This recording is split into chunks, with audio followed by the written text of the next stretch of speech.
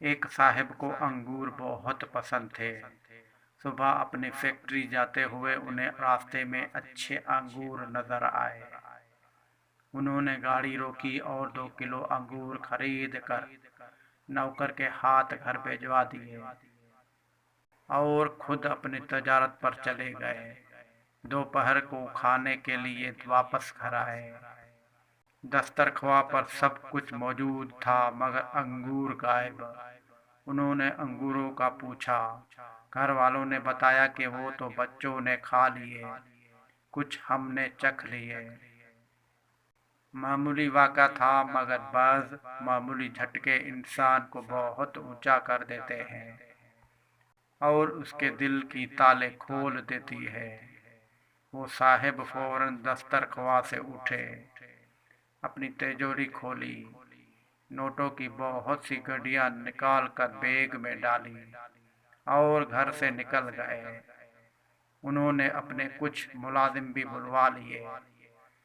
پہلے وہ ایک پراپرٹی والے کے پاس گئے، کئی پلاٹوں میں سے ایک پلاٹ منتخب کیا، فوراً اس کی قیمت ادا کی، پھر ٹھیکیدار اور انجینئر کو بلایا۔ جگہ کا عارضی نقشہ بنوا کر ٹھیکیدار کو مسجد کی تعمیر کے لیے کافی رقم دے دی اور کہا 2 گھنٹوں میں کھدائی شروع ہونی چاہیے۔ وہ یہ سب کام اس طرح تیزی سے کر رہے تھے جیسے آج مغرب کی اذان تک ان کی زندگی باقی ہو۔ ان کاموں میں ہفتے اور مہینے لگ جاتے ہیں مگر جب دل میں اخلاص کی قوت ہو، ہاتھ بخل اور کنجوسی سے آزاد ہو تو مہینوں کے کام منٹوں میں ہو جاتے ہیں۔ یہی صورتحال تاجر صاحب کے ساتھ بھی ہوئی۔ اخلاص اور شوق کی طاقت نے چند گھنٹوں میں سارے کام کرا دیے۔ بہترین موقع کا پلاٹ بھی مل گیا، اچھا انجینئر اور اچھا ٹھیکیدار بھی ہاتھ آ گیا اور مغرب کی اذان سے پہلے پہلے کھدائی اور تعمیر کا کام بھی شروع ہو گیا۔ شام کو وہ صاحب واپس گھر آئے تو گھر والوں نے پوچھا کہ آج آپ کھانا چھوڑ کر کہاں چلے گئے تھے؟ کہنے لگے اپنی اصلی گھر اور اصلی رہائش گاہ کا انتظام کرنے، اور وہاں کھانے پینے کا نظام بنانے گیا تھا۔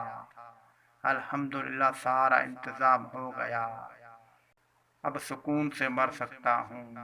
آپ لوگوں نے تو میرے زندگی میں ہی انگور کے 4 دانے میرے لیے چھوڑنا گوارا نہ کیے، اور میں اپنا سب کچھ آپ لوگوں کے لیے چھوڑ کر جا رہا تھا۔